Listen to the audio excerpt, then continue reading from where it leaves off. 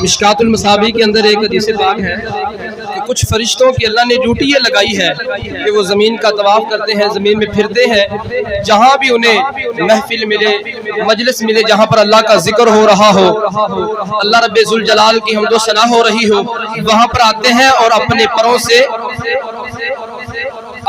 سے وہ اس محفل کو ڈھانپ لیتے ہیں اور ساری محفل کے لوگوں پر رحمت کا سایہ کر دیتے ہیں۔ نعرہ تکبیر، نعرہ رسالت، نعرہ حیدری، استاد الحفاظ حضرت علامہ مولانا قاری مقبول احمد فریدی صاحب، وہ فرشتے ڈھانپ لیتے ہیں اس پوری محفل کو، مجلس کو، واپس جاتے ہیں۔ اللہ پوچھتا ہے کہاں سے آئے ہو؟ کہتے ہیں رب ذوالجلال کچھ لوگ بیٹھ کر تیری حمد و ثنا کر رہے تھے، اللہ رسول کا ذکر ہو رہا تھا، ہم وہاں بیٹھ گئے تھے۔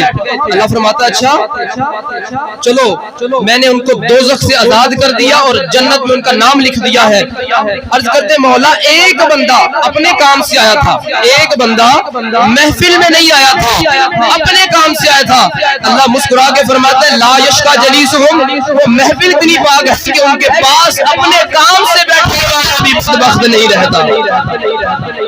اپنے کام سے صرف بیٹھنے والا جو اپنے کام سے آئے، اللہ تعالیٰ اس کو اتنی برکت عطا فرماتا ہے۔ جو گھر چھوڑ کے یہاں پر قرآن سننے آئے ہیں، اللہ تعالیٰ آپ کو کتنی برکت عطا فرمائے۔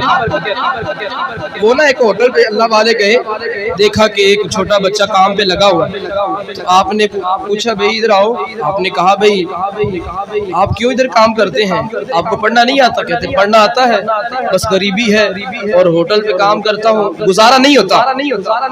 دیہات کا موسم ہے نا، یہ ماحول ہے، تو کہتے ہیں گزارا نہیں ہوتا، کام کرنا پڑتا ہے۔ تو اس بزرگ نے فرمایا چلو ایسا کرو، تمہیں کتنی جو ہے وہ دن کی مزدوری ملتی ہے؟ کہا 1 درہم ملتی ہے۔ کہا 1 درہم میں دوں گا، تم نے اس ہوٹل میں کام نہیں کرنا، مسجد میں جا کر اللہ کا قرآن پڑھنا ہے، محمد کا دین سیکھنا ہے۔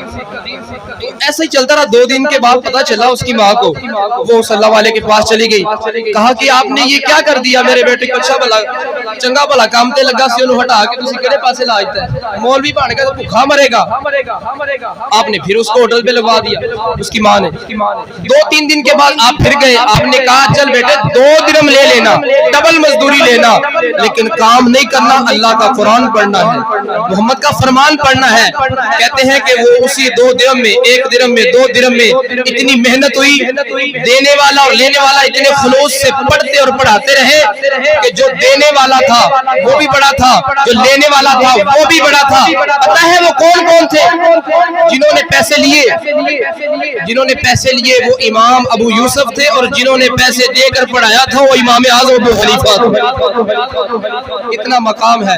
آؤ مختصر خطاب کے لیے دعوت دیتا ہوں حضرت علامہ مولانا مفتی شکیل احمد فریدی، آپ اپنے خطاب سے ہمارے دلوں کو معزول فرمائیں۔ ان کے آنے سے پہلے زوردار نعرہ لگانا ہے، نعرہ تکبیر۔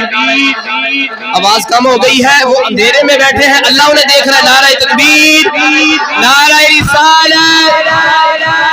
جیسے یہاں پر روشنی ہے، اللہ کے فضل سے قرآن کی برکت سے محشر میں بھی قرآن والوں